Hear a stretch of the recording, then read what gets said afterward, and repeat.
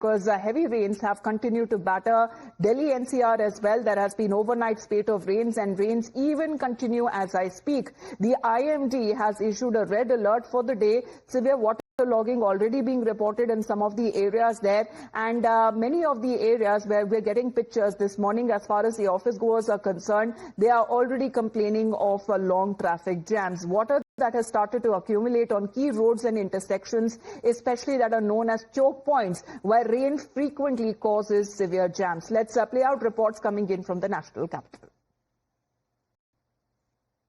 राजधानी दिल्ली में बीती रात से लगातार बारिश हो रही है और इस वक्त दिल्ली के अंदर मूसलाधार बारिश हो रही है। इस वक्त हम आईटीओ में मौजूद हैं, जहां आप देख सकते हैं कि कितनी तेज रफ्तार से जो बारिश है वो यहां पर देखने को मिल रही है। और अगर जलभराव की बात करें तो इस वक्त आईटीओ पर सड़क किनारे पानी भरने की स्थिति शुरू हो चुकी है और ये वो पॉइंट है यहाँ पर अक्सर जब भारी बारिश होती है उस दौरान पानी काफी ज्यादा भर जाता है और यहाँ पर बड़ा ट्रैफिक जाम देखने को मिलता है। ऑफिस टाइम के पीक आवर्स शुरू होने वाले हैं और जिस तरीके से दिल्ली में जब बारिश हो रही है उस दौरान देखा जा सकता है कि दिल्ली में अब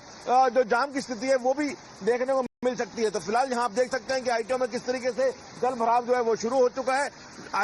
जो नई दिल्ली से जमुना पार जाने वाले लोग हैं या जमुना पार से आईटीओ की तरफ आने वाले लोग हैं वो इस जाम से बहुत ज्यादा प्रभावित होते हैं। फिलहाल दिल्ली के कई और इलाकों में ये स्थिति बनी हुई है। अगर मौसम विभाग की माने तो आने वाले कुछ घंटों तक दिल्ली में लगातार इस तरीके की बारिश देखने को मिल सकती है और ये बारिश अगर इस तरह से लगातार चलती रही तो दिल्ली में एक बड़ी जल भराव की स्थिति देखने को मिलेगी, जिससे ट्रैफिक जाम से लोगों को दो चार होना पड़ सकता है।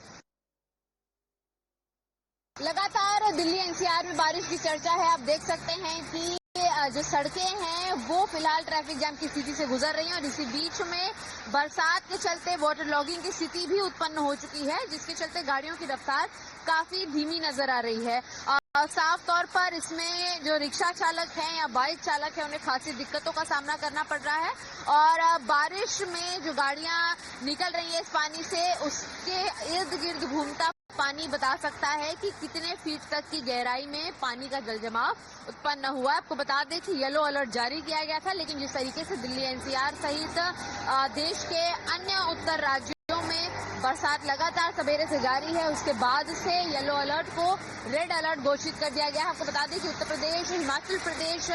मध्य प्रदेश, दिल्ली, पंजाब, हरियाणा सहित अन्य इलाकों में भी हल्के से तेज बरसात के साथ साथ बिजली गरजने के अलर्ट को मौसम विभाग द्वारा जारी किया गया है और इसीलिए लोग जो दफ्तर जा रहे हैं वो